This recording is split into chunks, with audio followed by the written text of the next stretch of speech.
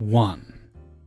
So as a senior software developer with some 12 years of experience at that point, I was hired to lead a minor group of juniors for a smallish company, 30 to 40 employees. First hint that there might be problems ahead dealing with the management of this particular company was the info I got that the entire previous dev team had rage quit, and additionally, were being sued by the company. My first task was to reverse engineer VBA scripts embedded in an Excel document made by a competing company. The idea was to import our database, everything as is, in string format mostly. The business rules, validations, were implemented within the said Excel template and not in our application. Our application was to simply import user data straight into our data store, no validation, no transformation, and then to export it into a new Excel. This new Excel would then be distributed to the clients who would then make adjustments to the data. That, at this point, would pass through validations implemented within the Excel document. As you can see, the idea, in its entirety, was terrible. The real winner came shortly thereafter as the sole junior who had been working on an app called App X, for the purposes of this article, suddenly quit. The reason he quit was he knew what the true state of the application had been at that point, and therefore was 100% certain he could not deliver what was needed to avoid being sued by the client. The guy was a student at the time he was hired by the company to create a C# application. The problem was he was studying Java. The management of this company was completely oblivious to such nuances. Before he left, he was tasked to leave behind at least some documentation, which he did. But since he was unsupervised, the company could not spare anyone at that time to take a look at the documentation and see if it's okay, so he simply took the screenshots of all the user forms and named them UI1, UI2, etc. The documentation was, therefore, completely useless. At this point, I was given the first actual tasks on the App X. The task was to basically change how the entire application worked in like 4 weeks' time, while simultaneously working on other projects. The application was a bit hard to navigate through. It seemed I could not find any repository classes. Those are usually used to connect to the data store. But I said to myself, hey, the guy was a junior, he probably hid all his SQL statements somewhere, so no problem. I will find where the SQL was sooner or later. The data was present on the front end, the list of users, a list of projects, so stuff seemed to function normally. I was told the application had been in full production for approximately a year, so I was not, yet, alarmed by not being able to immediately find the SQL. Soon thereafter, I needed to rework how the list of projects were displayed to admin users. I could see the list of projects, but the database was empty. No tables, no projects, no nothing. Then it dawned on me. So I did a full find all on the entire project and used one of the project names as search criteria. And bingo, the entire list was there, in HTML, hard-coded. Obviously, the entire app was not at that moment connected to a data store, and this is how it had been working in production for at least a year. All exceptions were being overridden to return a success message, so all testers on both sides were completely fooled by this. All of the deletes and updates seemed to be working. jQuery had made sure inserts looked semi-okay as well. Okay, so now I was aware of the full extent of the problem at hand. I basically needed to connect the app to the data store. Featuring some 200-ish UI forms, the management said, "How hard can that be for a senior developer? It's a simple task." And under normal circumstances, that would be true. You simply take the specification, model the database as per normalization rules, create repository layer, ORM, and design the needed queries. The problem was the entire thing had to be completed in like 3 weeks. "Okay, fine," I said. "Give me the specification so I can get started. The sooner I get started, the sooner we will know how quickly the task can be accomplished. On one senior developer." So they said, "We don't have the specification. Our former employee had it," in his Outlook inbox, "and he left. There's no specification. But a senior developer should not need to be told everything. We expect you to think as well as to act, all within the previously agreed time constraints. The usual managerial mumbo-jumbo when they have no clue whatsoever what they're doing, but are being pressed by impending doom. So I asked, okay, well, can't the PM visit the client and ask what needs to be done? No, the client must not find out that the application has not been finished. It is in production after all. If we were to begin asking such questions at this point, we would end up being sued. So I said, okay, so let's sum this up real quick. The application is a complete fake, it's not connected to an actual data store, the specification is irrevocably gone, and the client thinks the application is 99% complete and is willing to sue if we don't deliver in 2 weeks. Yes, but that should not be a problem for a senior developer, right? We are paying you after all. Actually, several payments were being late at the moment in time. Right. I immediately began looking for a new job, and the following 2 weeks had passed with no real work being done. So the pressure mounted. I started receiving late-night mails along the lines of, "Will we have a working sample delivered to test tomorrow morning?" So I replied, "Nope, kind regards, XY." At the same time, the company brought in a new managing director to fix things, to discipline people, and make things work. At that point, it was really quite obvious the company was gonna burn down, Hollywood style. The PM began arriving at work at 2 p.m., proceeding directly to a nearby cafe to continue his drinking. He needed to be properly boozed up before even talking to me, because he didn't have a feeling that I was taking this whole thing seriously enough, and that I would cause the company to burn, but at the same time was unable to exert pressure to make me work 120 hours a week. The overtime was unpaid. Right about that point in time, the time for me to go on vacation came.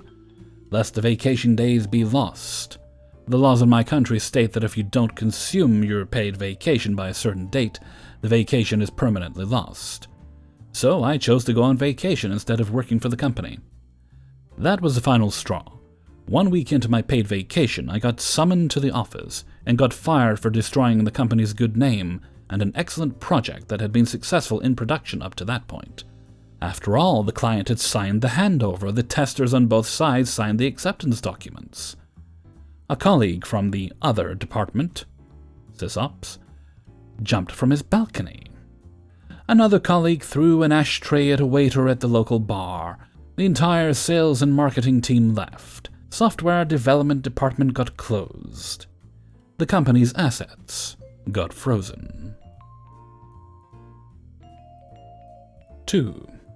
Many moons ago, I was already IT for a new car dealership, and both the owners and myself noticed that the manufacturers were steadily moving toward a larger internet presence and moving away from their own intranet.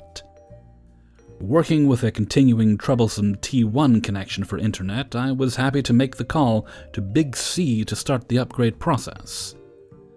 The building itself was older and in an established retail and industrial area of the city. I was also very aware that there was no physical coax cable into this building, much less at the street. I informed Big C that I needed a site survey done to see what we are looking at, to have their connectivity at this location. I used the word site survey and mentioned multiple times that there is no physical cable here. Day and time scheduled, and I updated my calendar accordingly. The day arrives and I'm on my way there and my phone rings. John Smith with Big C. "I'm here. What location inside the building am I going?" "Phone room in the middle of the building, and I'll be there in just a few minutes." "Cool, now we're getting somewhere." Moments later, I'm turning into the parking lot, and John from Big C is pulling out in his van. I stop him and ask what's up. He said, and I quote, "There's no coax to this building I can tie into, for fuck's sake." "Do me a favor and park, I need 5 minutes of your time." At which point I go into my diatribe of site survey and multiple mentions of no physical cable, etc., etc. Multiple phone calls and visits from Big C Construction and Sales over details, and a final number was laid out. Just under 1,000 of coax trunked to the address, coax install and multiple phone lines, important later, and a number was agreed upon by both parties. And for those asking, I did make sure that Big C was aware of the multiple other businesses along their new trunk. Fast forward more than a decade, and the connectivity at the location has gone through phone ports, upgrades, and the standard issues, but enough to have a decent relationship with Big C. Enter a new general manager with a bit more spending power than he should have, and thus begins the process of building upgrades, including a new VoIP system. Being an older building, network upgrades were necessary to accommodate a new network of phones alongside of the current network. Hooray me. Included in this were fiber lines for voice and a point-to-point for their remote site. Big C was actually fairly easy to deal with in this aspect, and the move from coax to fiber went well. Minor issues were fixed and porting was completed successfully. On an important side note, internet connectivity was still on coax since Big C told me flat out that we would lose our 5 IPv4 statics if we moved it over to fiber. That was a big nope. A year or so later, enter Big V. Now Big V was pretty much out of the picture once active numbers were ported, and their old T1 point-to-point was moved to Big C's fiber. They were still billing for 2 POTS numbers though. Office wasn't sure what they were for, but had received a notice from Big V that they were upgrading their central office to all fiber. That meant that these numbers would need to move over to their Fios platform. I can understand this, since the copper in this area was easily over 60 years old, and becoming troublesome to deal with. A phone call to the Big V to get more details and schedule a time. This conversation includes Big V has no fiber to this building and a site survey needs to happen. In the back of my mind, I was thinking that the Fios lines into the building would be nice for redundancy. Shame on me. The following day, more than a week before scheduled time for the site survey, a dealership manager contacts me and says there's an alarm error with a very loud beeping from the console. Yep, found our mystery POTS lines. Contact Big V on why the lines were disconnected long before the Fios service was even surveyed, much less turned on. A bunch of this and a lot of that pretty much confirmed that the left hand didn't know what the right hand was doing. After explaining that these lines were for the building fire system, they at least reactivated the lines. This should be fun. The scheduled day arrives, and I'm there long before John Johnson from Big V arrives with a box in his hand. I don't even take him to the phone room, and he confirms that he's here to move the POTS lines over to their Fios box. Oh, it gets better, folks. I tell John that there are no Fios fiber lines on the premises. His head sinks. John makes some phone calls to what I assume is the right or left hand, and soon a big wheel from the Big V construction team shows up. He confirms that there is no fiber on the premises belonging to Big V, and that a site survey needs to happen. He's shown where the current copper and Big C's fiber enter into the building, with emphasis that this is the requirement that Big V has put forth, and that is covering current POTS for the fire alarm. Okay, with a thumbs up. Several days later, Miss Utility has come out and marked the location for power, water, gas, and Big C's fiber coming in. Things are looking up, but I still have this nagging feeling. Out of curiosity, I contact Big V and confirm that there is a construction ticket in the system, and I confirm that the utilities have been marked. I let sleeping dogs lie. On the 30-day anniversary of the first contact, the alarms on the fire console are going off again. I check no dial tone. I waste a lot of time on the phone with Big V with anyone that'll listen, and they all say the same thing. All tickets have a note on the account that client has refused upgrade. I asked who contacted Big V to cancel. There's no confirmation on who contacted who to cancel the upgrade. So I ask the following. Okay, so you require a PIN number, address confirmation, and have a strict point of contact, myself and owner, to make any type of account modification, and you have nothing to show. Supervisor, now! After an hour on back and forth with details of how left hand and right hand communicate, I get a promise of a phone call the next morning. It's well past 8 p.m. at this point and my head hurts. As I'm going over and over this madness in my head, I come to the realization that Big V is ghosting me, and I now need to figure out a way to resolve this mess. Maybe I can temporarily use current fax lines for a dial tone. In the very least until I can get 2 separated lines in from Big C, a requirement from the city fire department and the alarm company. At this point, I was done with Big V and needed them out. My eureka moment hits me in the middle of the night. The next morning, tools in hand, I enter the phone room and find the older, still active Big C phone modem, still connected to coax.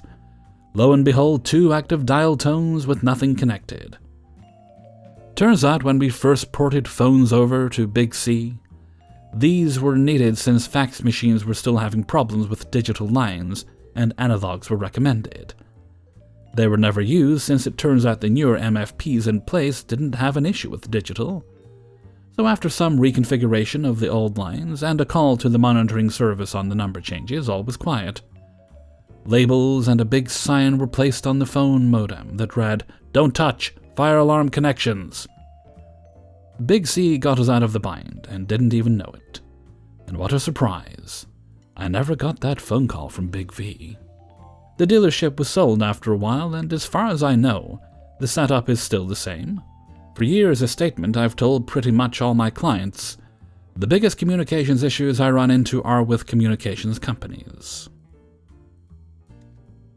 3. I worked as a tech lead in a small account of a huge corporation, and I typically handled the tech support problems within our system because I was in the office and most of the other developers were off-site. Plus, I knew everything about our system. One day I received a tech support call from the top manager about how our account did not have documentation of items promoted to production since the first quarter. This isn't something I normally did, as it was in the System Administrator SA area, but I knew the scripts, had read-only access to them, and knew how unsupported we were in that department this year. We went from the specific SA who knew our system to a revolving group team that didn't know our system. We were starting our yearly audit with an external firm on our security procedures, and all sorts of other business things. Without this audit trail, we were in deep trouble and could face some big fines. A little history is needed. We had finally picked our own account security officer, also in charge of the standard corporate security requirements for our industry. Beforehand, our small account had piggybacked off another account. This was a finding of the previous year's audit, that we didn't have a dedicated ASO. This new ASO took great exception that with our very small team that I not only wrote and reviewed the code, but also promoted code through the various environments. The ASO thought that I was a security risk and came up with all sorts of scenarios in which I could go bad and corrupt or destroy the system in some way. It didn't matter that a DBA or an SA had far more access and capability of destroying more than just the system, but the backup systems, logs, etc. I was the one who was the danger. I gave the ASO our written documentation on the promoting procedures, and walked them through the steps and situations that had to be avoided. All this was documented. The major concern was that I could promote my own code to production. Whenever I or my backup promoted anything, it was logged in our version control system who promoted what, file and version, and when. At the end of the day, an email went out with information on what was promoted to where that day to our ASO. If for some reason I had to promote my own code, I had manager approval in email that the ASO was included in. I countered all their arguments and wrote the whole thing up for my top manager, including my findings that we did not have strong controls over SAs, DBAs, and most specifically, managers who used their authority to bypass procedures. We had system logs showing who did what and when, and those logs and backup systems were all outside our ability to manipulate, etc. It was a secured system from our side of things. Thus, why I was surprised I had a call regarding how our account did not have documentation of items promoted to production since the first quarter. I dug in and discovered the following. The ASO decided they still didn't trust me. They wanted to change the end-of-day EOD script that sent email on who promoted what to include additional information that our current script didn't have. Our revolving group team of SAs couldn't change the script to his desires, so he found another account in our company who used a similar system and had them send their EOD script, convinced the SA of the day to replace the script without testing it because It works fine in the other account. And the next day, the ASO went on vacation. When the ASO came back, they never noticed they weren't receiving this EOD promotion email anymore. This went on for half a year. I wrote a special script that crawled through our version control and for every file promoted to production since the last audit. It showed who promoted versions, from development up through the testing stages, including the noted details on the promotions. The report also highlighted instances of someone reporting their own code, which the noted details explained. It was easy to support that last requirement with the approval emails for those very few occasions that happened. This took care of the problem of no EOD promotion emails, and became a supplemental part of our security findings each audit. I then happily had a meeting with the ASO and top manager and explained how the ASO broke protocols without any approvals, which specific items in the promotion procedure documentation that were broken, and how bad it was, and reiterated how we did not have controls in place to stop an ASO or manager from going rogue or using their authority to bypass our controls. It was a good day. 4. I finally have a story to tell. I've been working in computer repair for almost a year now, but I've been fixing all my family's computer issues for almost 20 years. Printer issue? Printer issue? Funlam, can you fix the printer? Browser issue? Funlam, can you fix the browser? You get the idea, as most of you have been doing this for years as well. Linda calls our shop and asks for someone to come out to fix her printer and scanner issue she is having. She also wants my opinion on her setup to get a faster connection to the computer upstairs. I can do all those things, so I make an appointment. I get to her place and the fun begins. Hi, I'm here to fix your computer issue. Come on in. My scanner isn't sending what I scanned directly to email. The guy before you messed it all up. We were here before. When was this? Well, not you guys. I had someone else over here and they messed it all up. Now I want you to fix it. I already know this is going to be a problem. As you all know, there are two types of techs. Ones that know what they're doing, Googling, and ones that don't. My money is on the former, and that Linda just didn't like the way things were getting done. So what is the issue with the scanner? It doesn't scan directly to my email. Okay, let me grab a set and see what's going on. Where's the app you use to work your scanner? I don't know. You don't know what you use to scan from your printer. Let me check the printer. It's an HP, so I find the app from the macOS Launchpad. Is this it? Yes, that's it. I don't know why they moved it. I just haven't been able to scan without it. I'll just move it to your dock so that you can find it easily. Now let me try to use it so I know that it works. I begin to use the app while she's watching. Mind you, I've never even used this app before in my life. Why is it taking so long for you to figure out what you're doing? This is the first time I've ever used this app. I need to see what it does so I can fix your issue. Well, this is just ridiculous. You should know what you're doing. This is why I hate technology. I just get so impatient with these things. If you give me a few minutes, we can figure this out. I poke around some more and get the scanner to work. Great, you got it to scan. Now email it. Okay, let me try the share button and see if that will email it for you. Nope. It doesn't look like it's going to email from here. Are you sure this was the app you used to scan? It wasn't. Well, it doesn't look the same. Why can't you just figure this out? I'll need to find the actual app you used to scan directly to email before we can continue. I think this might be it. Does this look more familiar? Yes, let's try that one. Okay, here we go. It looks like it wants to pick your printer and scanner. Then we will try scanning something. Wait, I can't find the scan button. Hold on. What do you mean? You just have to scan it. How long have you been fixing computers? Do you know what you're doing? 10 years. I know if I said 8 months, she would have thrown a fit. The reality is, I've been fixing all computers in my household for 20 years. Sorry, not sorry. It looks like the scan button is hiding under the dock, and it's not going to let us click it. Let me change the display settings. I don't know what that means. Here is where I make the mistake of trying to educate her about the display and what is happening. Just fix it! Okay, I'm changing a few things around, and there is a scan button. Now we can scan and try to email it.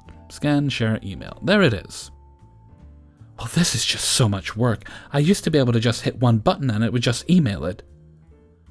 I'll have to learn how to do it this way, I guess. This is the only other app I could find that will scan it for you. If you could remember what you used before, we could work on that, but as far as I can see, this is it. Can you just show me how to do it this way? I'll write everything down so that I can do it when you're not here. This is where I show her what she needs to do. She writes everything down and practices it in front of me, and she's getting pretty good at it. I take a look at her wireless setup and see that it is good. We go up to the other computer. I check its speed and see that it's set up right above the router, so she isn't going to need any other fancy equipment to get faster speeds up here, since it's literally right above the router that is downstairs. Alright, let me know how much I owe you. Thanks for your help. It was 2 hours of work, so that will come out to, and I gave her the price. Nothing unreasonable. Here you go. She cuts me a check, and I'm on my way back to the office. The rest of the day goes well. I go home thinking I did a good job today. The boss says, "You were right about Linda. You have to go check the messages." What happened? I have one new message from Linda at 9:30 p.m. Hi, this is Linda. Funlam came to look at my computer, and it just seemed like he didn't know what he was doing. My computer is not working the way I want it to, and he made everything smaller on my screen. I want someone else to come out and fix my computer at no cost. I'll be waiting for you to call. What did you do? I fixed the resolution because the app was displaying off the screen, so she wasn't able to hit the scan button.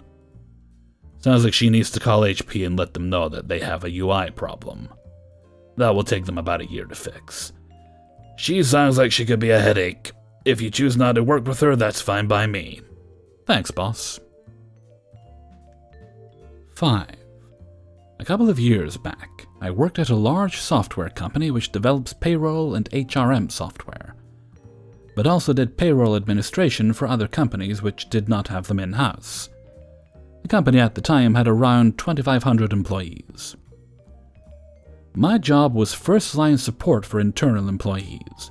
Every phone call, email pretty much went through me, and I had to dispatch. Often I also had to do second-line tickets as well because we were pretty understaffed. The team consisted of multiple employees, my direct colleague, which dealt with second-line calls, one colleague, which only dealt with the phone system, and 2 elder men, who were put in the basement dealing with hardware replacements. We also had one team lead. We only dealt with internal employees, and had nothing to do with customers or supported any of the software the company developed. I often did receive calls when software X or Y stopped functioning, but always had to point them elsewhere. I was working there about 8 months in, when one of the elder men retired. This was around summertime when things got quiet at the office. My team lead decided it would be sad to leave the other guy in the basement, and also would be better for us to have him come sit at the office. My team lead confiscated one of the manager's offices, with the fancy glass walls next to us for him to come sit there. So we went ahead and started to clean the basement and moved hardware upstairs. Every piece of ancient hardware would be given to charity. There was a lot. We put everything in carts for charity to pick up. The basement desk consisted of 2 workspaces, and there were 3 desktops. One of the desktops was an old Pentium 3, only had power and Ethernet connected to it. My team lead and I cleaned up the desktops and put the Pentium 3 inside of the cart. 3 weeks went by, and most of my colleagues went on holiday. I received a call from the software development team. There was a problem with a payroll conversion for a large customer. Like I mentioned earlier, we do not deal with in-house software and customers. The next day I had a manager at my desk explaining that a company delivers them files which they upload into a web server, which converts the files so it becomes compatible with the in-house software, which can then get the payroll going. I explained to him that I had no idea what he was talking about, and should be going to the sysadmins to check on the web server. Later that day, I both had the manager and one of the sysadmins sitting at my desk, explaining they couldn't reach a certain IP anymore. At this point, I'm getting really annoyed, explaining this isn't my problem, nor do I manage the infrastructure.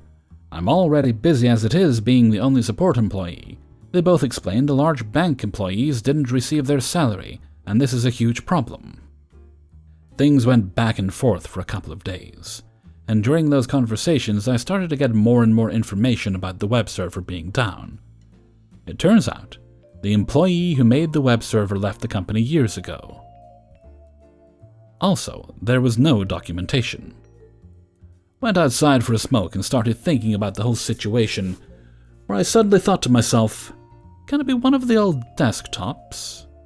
Surely it can't be the old Pentium 3 machine, right?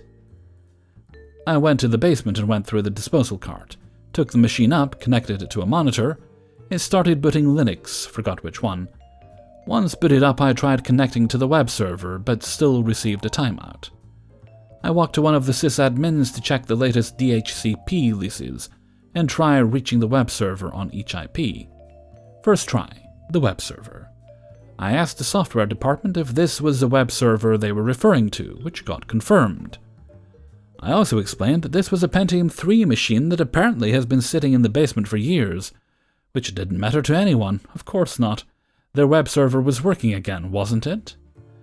I told him to deal with the issue and pull the information off the machine, so we can get rid of it as it is now running under my desk.